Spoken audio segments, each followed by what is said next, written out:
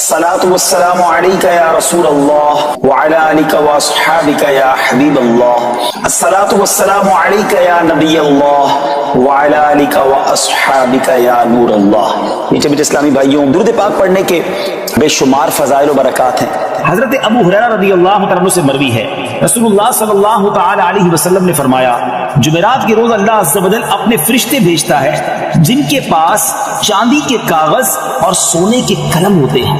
وہ جمعرات کے دن اور جمعے کی رات مجھ پر کثرت سے درود پڑھنے والوں کے نام لکھتے ہیں. طریقے سے تیاری ہوتی ہے جمعرات کی رات، فرشتوں کے پاس چاندی کے کاغذ ہوتے ہیں، سونے کے قلم ہوتے ہیں، اور وہ جمعرات کی رات اور جمعہ کے دن درود پڑھنے والے جو ہوتے ہیں ان کے نام اس میں لکھتے ہیں. سبحان اللہ سبحان اللہ. نبی علی الحبیب صلی اللہ تعالی علی محمد صلی اللہ علیہ وسلم. آج بڑا کمال کا موضوع ہے، آیت قرآنی ہے مگر ذکر بڑا ہی نرالا ہے. پہلے قرآن کی آیت سن لیتے ہیں.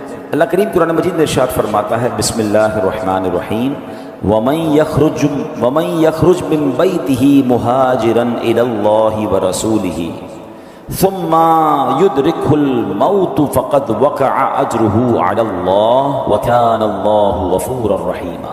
پارہ نمبر 5 ہے، سورہ نساء ہے اور آیت نمبر 100 نمبر آیت ہے. ترجمہ، اور جو اپنے گھر سے اللہ اور رسول کی طرف ہجرت کرتے ہوئے نکلا پھر اسے موت نے آ لیا تو اس کا ثواب اللہ کے ذمے پر ہو گیا اور اللہ بخشنے والا مہربان ہے. یہ بڑی کمال کی آیت ہے، یہ بہت خوبصورت ٹاپک ہے، اور یہ کس وقت نازل ہوئی یہ انشاءاللہ جب ہم سنیں گے تو ایمان تازہ ہو جائے گا. جو سبحان اللہ، تو حج اور مدینے کا سفر نصیب والوں کو ملتا ہے.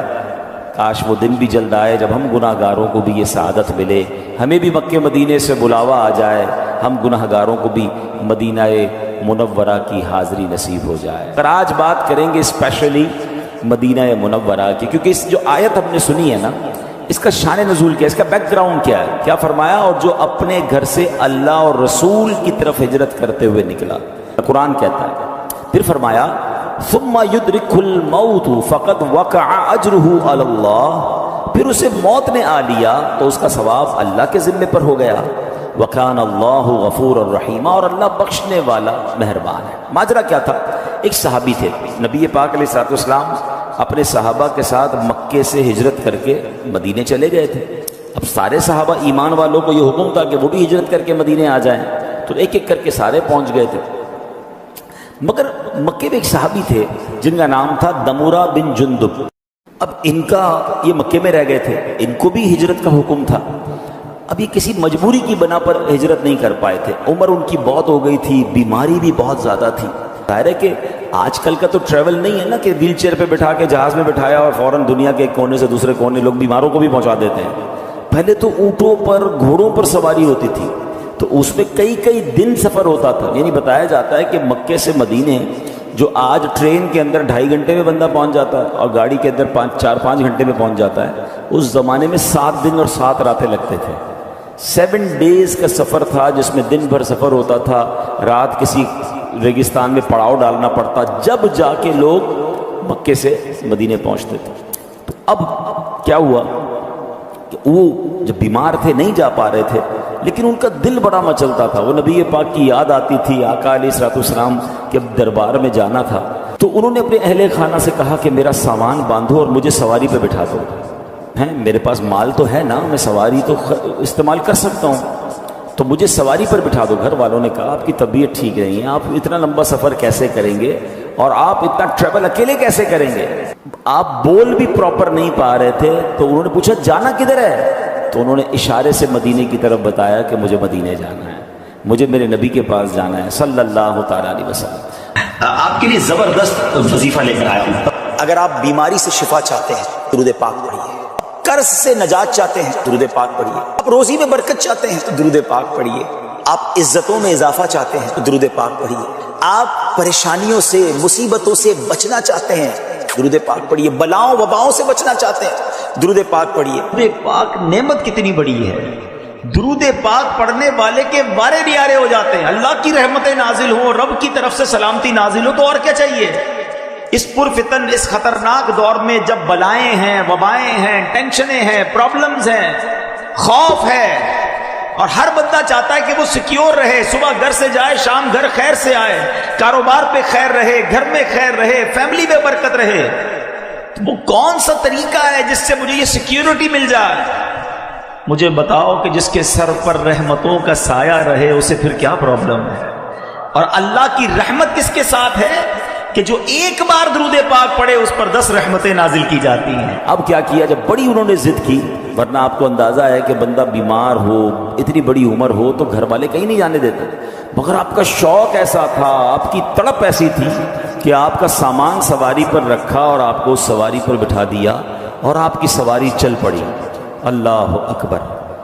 کیسا شوق ہوگا کہ اس عمر میں کہ جب بندے میں ہمت نہیں ہے، آپ اکیلے سواری پر بیٹھ کر روانہ ہو گئے مدینے کی طرف۔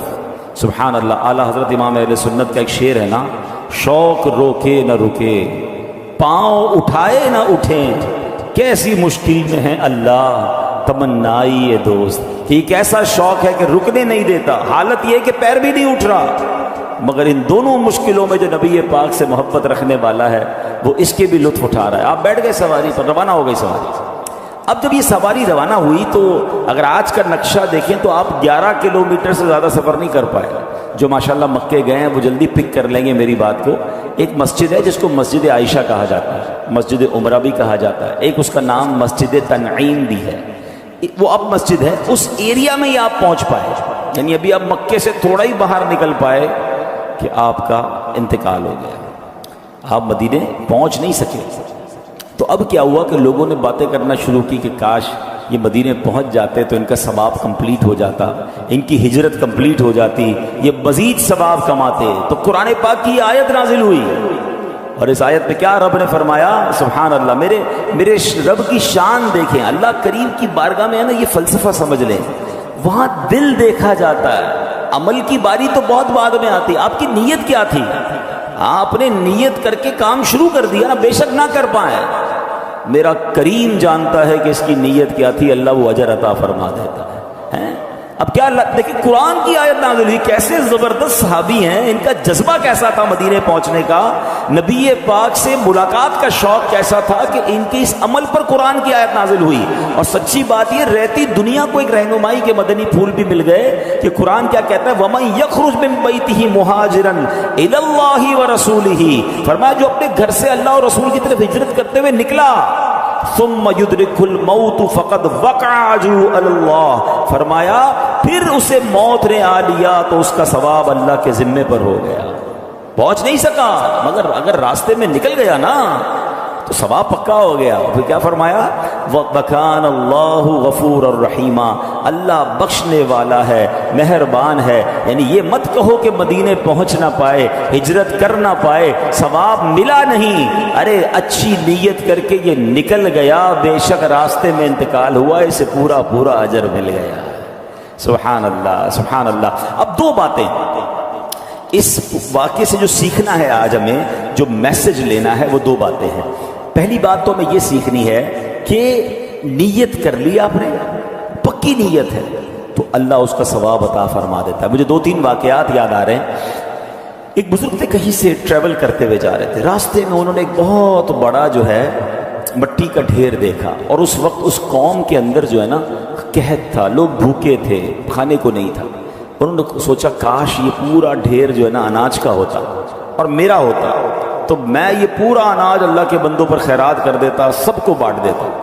نہ انہوں نے اناج بانٹا نہ اناج خریدا۔ What you did it intention, اچھی نیت کر لی، ہوتا تو میں کرتا، ہے نہیں۔ سبحان اللہ، اللہ کی طرف سے حکم ہوتا ہے کہ میرے اس بندے کے نامہ اعمال میں یہ جتنا اناج خیرات کرنے کی اس نے نیت کی تھی اتنا ثواب لکھ دیا جائے۔ انما الاعمال بالنیات۔ کچھ روایتوں میں یہ پڑھا کہ اللہ پاک کی بارگاہ سے فرشتوں کو حکم ہوتا ہے کہ میرے اس بندے کے نامہ اعمال میں یہ نیکی لکھ دو۔ کہا یا اللہ ہم تو کرامن کاتبین ہیں، ہم تو ساتھ ہیں اس نے یہ نیکی کی نہیں ہے۔ ارشاد ہوتا ہے کی نہیں ہے مگر اس کا ارادہ تھا، اس کی نیت تھی کہ میں نے کرنی ہے۔ تو سبحان اللہ، انسان اپنے ذہن میں اچھی اچھی نیتیں رکھے۔ ادھر تو نیتیں بھی بری ہوتی ہیں، پیسے آئیں گے تو صدقہ خیرات کروں گا یہ نیت نہیں بنتی، پیسے آئیں گے تو فلاں خواہش پوری کروں